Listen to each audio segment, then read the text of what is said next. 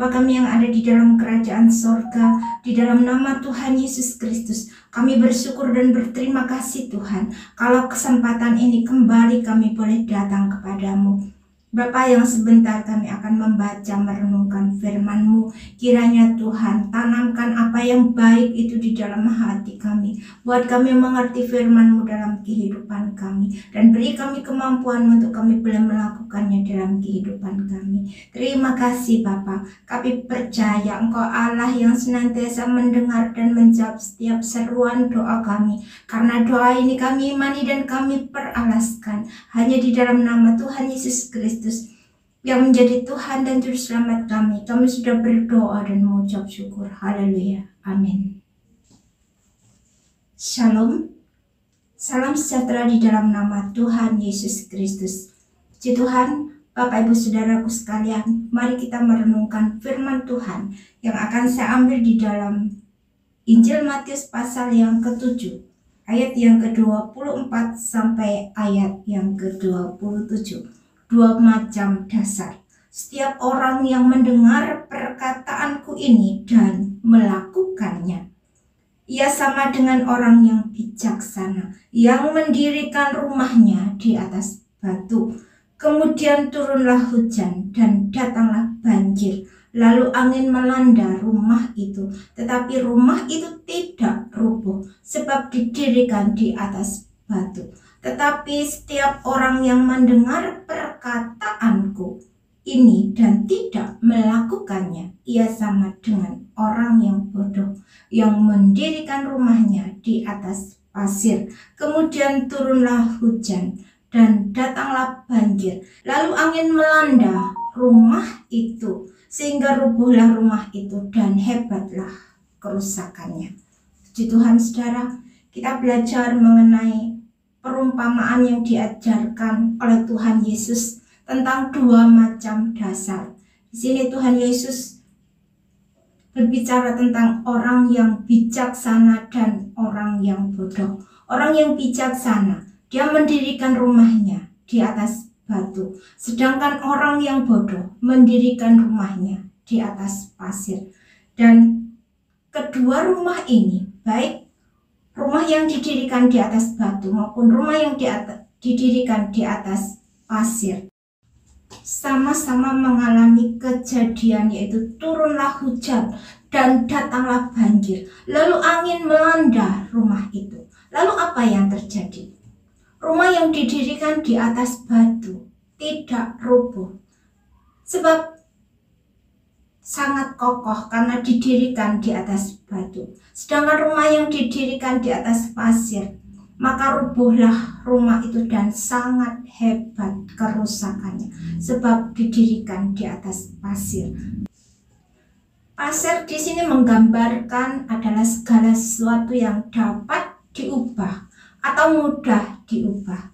Dengan kata lain, orang yang mendirikan rumahnya di atas pasir, dia adalah orang yang tidak mempunyai ketetapan hati, tidak punya pendirian yang kuat, yang kokoh, sehingga mudah terbawa oleh arus, mudah berubah-ubah.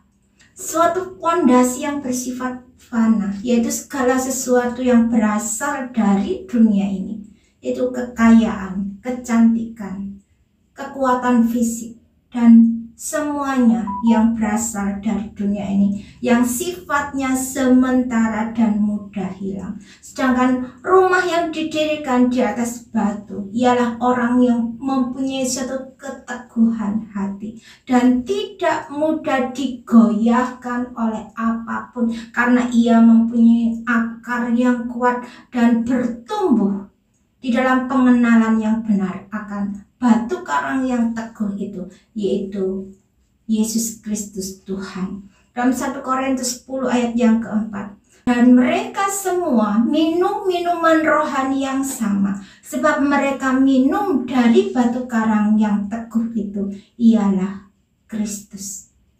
Tuhan Yesus katakan di dalam perumpamaan ini tentang datangnya angin, hujan, dan banjir. Artinya saudara, bahwa kita semua yang tinggal di dalam dunia ini tidak terkecuali siapapun kita tidak akan terlepas dengan masalah, pencobaan-pencobaan, semua yang harus terjadi di dalam kehidupan kita selama kita hidup di dalam dunia ini. Kita akan mengalami banyak sekali kesukaran-kesukaran, masalah dan sebagainya.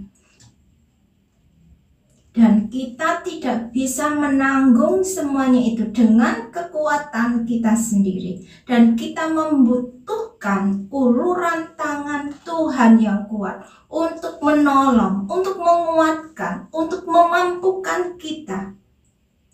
Firman Tuhan katakan, lihatlah, lawanmu si iblis berjalan keliling sama seperti singa yang mengaum-ngaum mencari orang yang dapat ditelannya. Inilah saudara, maksud dari iblis membuat kekacauan di dalam kehidupan kita manusia, supaya ketika kita menghadapi masalah, pencobaan, sakit, penyakit, atau apapun itu, segala kesusahan dan sebagainya, kita menyalahkan Tuhan bahwa Tuhan berada di balik semua itu. Padahal yang terjadi yang sebenarnya bahwa Tuhan mau menolong, mau melepaskan kita, bahkan mau menyelamatkan kita dari segala kesukaran, pencobaan yang kita alami.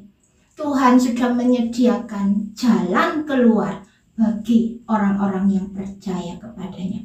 Pikulah kuk yang kupasang itu dan belajarlah kepadaku, karena aku lemah lembut dan rendah hati, dan jiwamu akan mendapat ketenangan. Saudara, apabila kita memikul beban kita sendiri, maka Tuhan akan lepas tangan. Tapi apabila kita menyerahkan semuanya ke dalam tangan Tuhan, kita mendengar suara Tuhan, kita melakukan apa yang menjadi kehendak Tuhan di dalam kehidupan kita, dan kita belajar untuk berserah kepada Tuhan, maka sekalipun kita menghadapi masalah, pencobaan, semuanya itu boleh menerpa di dalam kehidupan kita, tetapi itu tidak akan menguasai kita. Kita tidak akan menjadi goyah dengan kesulitan yang kita hadapi, karena kita tahu bahwa Tuhan yang bekerja, menopang, menolong, melepaskan, bahkan memberikan kekuatan dan memberikan jalan keluar di dalam kehidupan kita. Tuhan mengizinkan semuanya itu terjadi di dalam kehidupan kita, angin, hujan, banjir, supaya kita tinggal tetap pada apa yang tidak dapat tergoncangkan. Jadi kita sendiri yang harus mengambil suatu keputusan untuk membuka hati kita dan menyerahkannya kepada Allah. Firman Allah katakan, lihat, aku berdiri di muka pintu dan mengetok. Jikalau ada orang yang mendengar suaraku dan membukakan pintu, aku akan masuk, mendapatkannya, dan aku makan bersama-sama dengan dia, dan ia bersama-sama dengan aku. Saudara, Tuhan Yesus telah mati di kayu salib dan dikuburkan. Tetapi pada hari yang ketiga dia bangkit dari antara orang mati, supaya ia dapat memberikan kepada kita hidup yang kekal. Karena Tuhan Yesus adalah yang sulung dari semuanya.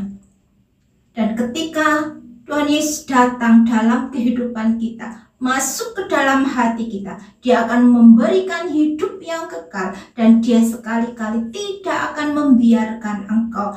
Tuhan Yesus sekali-kali tidak akan meninggalkan engkau, melainkan akan menyertai kita sekalian sampai Tuhan Yesus datang kembali ke dunia ini pada kali yang kedua. Amin. Berbahagia setiap kita mendengar firman Tuhan dan yang melakukan di dalam kehidupannya. Tuhan Yesus memberkati. Bapak, kami bersyukur dan berterima kasih Tuhan, kalau kesempatan ini kembali kami boleh datang kepadamu. Ampuni Tuhan terlebih dahulu segala dosa dan kesalahan kami. Tuhan, sucikan hati dan pikiran kami. Kiranya kuasai keberadaan kami dengan kuat kuasa darah-Mu. Mari Tuhan, sepanjang hari ini kami serahkan ke dalam tangan kuat kuasa-Mu. Kiranya Tuhan mampukan kami untuk menjalani hari-hari kami bersama dengan Engkau.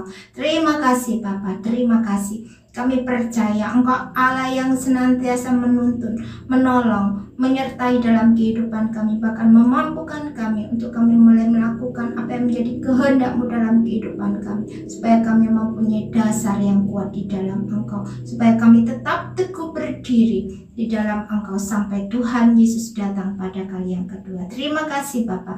Di dalam nama Tuhan Yesus Kristus kami sudah berdoa dan mengucap syukur. Haleluya. Amin.